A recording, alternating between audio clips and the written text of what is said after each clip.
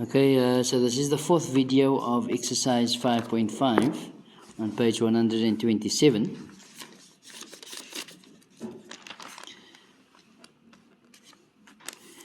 If there are any mistakes that I made, please let me know on that number. Otherwise, these videos are free. So we're looking at number 2a now. Okay, 2a.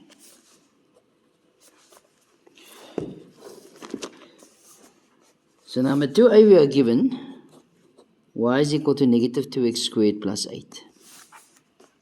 Okay, so firstly we must sketch the graph on separate axes, clearly indicating the coordinates of the turning point as well as the intercept with the axis. Okay, and then at the end I will answer these questions pertaining to that graphs as well. Okay,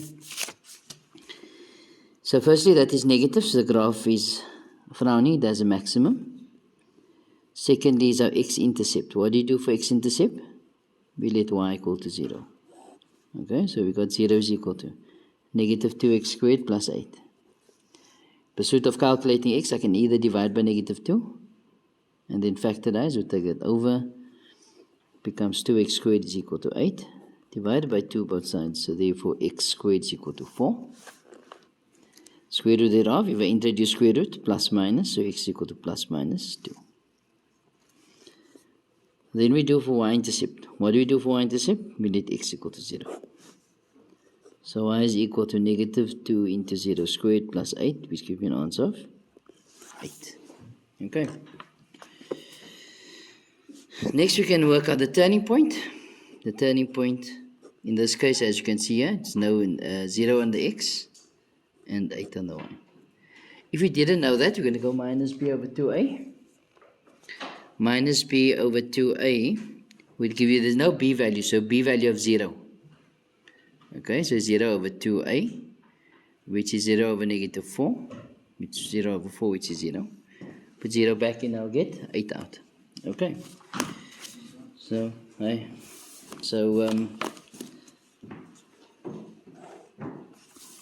that's that. It's going to cut your y at 8. Make this a bit lower. So there's 8. Cut your x at minus 2 and positive 2. Okay. That is your equation in that form. Oh, that's your parabola. Okay. So let's answer these questions that I've written down. The first one is the domain and the range. So your domain is all possible x values. Okay? So the question is, does this graph exist at negative infinity? Yes. And positive infinity. So in that case, x is an element of all real numbers. The range is all possible y values. Does this graph exist at negative infinity? Yes. Where does it stop existing at? 8. So we got y and 8. So y has to be less than equal to 8. Okay.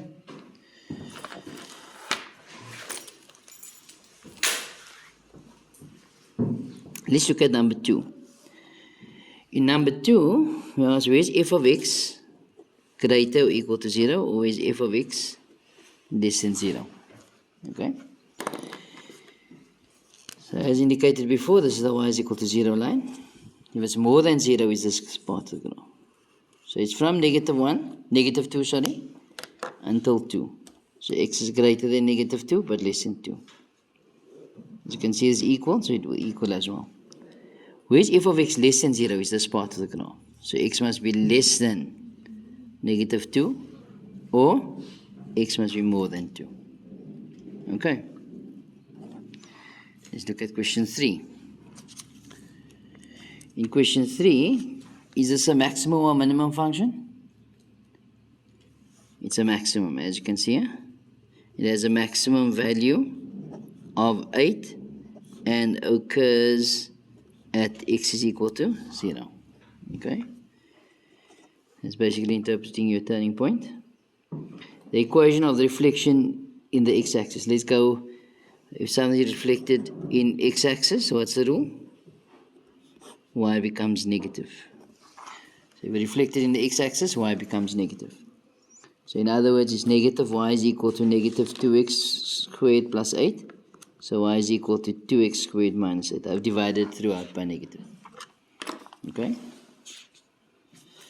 So now we're looking at if something is reflected in the y-axis. If something is reflected in the y-axis, x becomes negative. Okay? So we have y is equal to negative 2 into negative x squared plus 8. So negative x whole squared is positive x times negative 2 is negative 2x plus 8. But you're going to say, but the equations are the same. So yes, the graph will then also be the same if it's reflected in that axis. You see, if you're reflected in the y-axis, then this part of the graph will fall on that side, and the original arm that was on the left-hand side now becomes on the right-hand side. Therefore, it will remain the same. Okay. And the equation, as you can see, it's the same. Then the fifth point is, the fifth question I asked was, what is the equation of p of x if p of x is equal to f of x minus 4? So what happens to this graph is for moving 4 units down. So then p of x is equal to, your f of x is negative 2x squared plus 8 minus 4. That minus 4 is represented there. Can you see that? So what happens now? The equation is 2x squared plus 4. Alright. Okay, now we're looking at 2D. In 2D, we must sketch the graph again. So firstly, your x-intercept, this is positive, so the graph is smiling, it has a minimum. Then we're looking at x-intercept. For x-intercept, we let y equal to 0. So 0 is equal to, if you want, you can multiply that story out and then work it out. This is just another way of working it out. So I take 4 over becomes positive. If I take introduce square root, I must not forget plus minus, so it's plus minus 2 is equal to x minus 1. We take that over, it becomes 1, plus 2 is 3, or x equal to negative 2 plus 1 is negative 1. Okay? The next one is your y-intercept. What do you do for y-intercept? We let x equal to 0. So y is equal to 0 minus 1 squared minus 4. Negative 1 squared is positive 1, minus 4 is negative 3. Okay? The next step is your your turning point. Your turning point, as I indicated before, you could have read it straight off from here. There's negative 1 becomes positive 1, and negative 4 remains negative 4. And this is enough information to draw the graph. So let's draw quickly.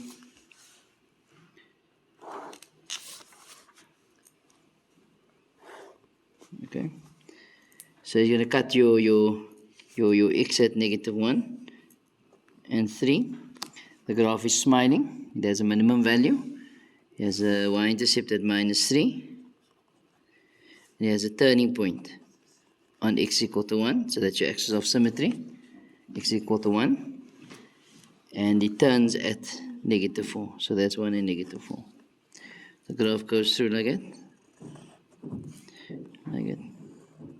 Where that point there is your negative 3. Okay. So let's look at the questions that I wrote down. So the first question is dealing with your domain and your range. Look at your domain. It's going negative infinity, positive infinity. So x is an element of all real numbers. What about the range? Does this graph exist at negative infinity? No. It's starting existing at negative 4 onwards. So what do I say? Y must be greater than or equal to negative 4. Okay. So let's look at number 2. Number 2 is where f of x is greater than or equal to 0, or f of x is less than 0. Okay. So where is f of x more than or equal to 0 is this part of the graph. This part here. Okay. So it's a broken solution. So x must be less than negative 1 or x must be more than 3. As you can see here. Where is x, f of x less than 0 is this part below the line. Okay, below the x-axis. So let's write that down. So we say that x has to be less than or equal to negative 1, or x must be more than or equal to 3. Where is it less than 0? It's a continuous solution between negative 1 and 3. Okay, the rest of the questions I'll finish in the next video.